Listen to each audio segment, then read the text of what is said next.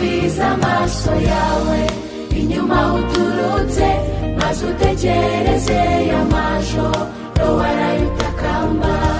Ibukana y'amasengesho wasenganye, amarira menshi atemba ku matama yawe. Ese ibyo ni iby'agatuntu ushima ibyo yakugejejeho, amiriza abandi ibyo yagukoreye. Mfasha dushima Imana, nyemerera mvuge iby'imbaraga zawe, kandi wumve gusenga umutima wanjye. N'ukuri Mwami ndanyuzwe n'ibyo wankoreye, ushimiye ibyarangiye, nkuragije n'ibiri imbere yanjye.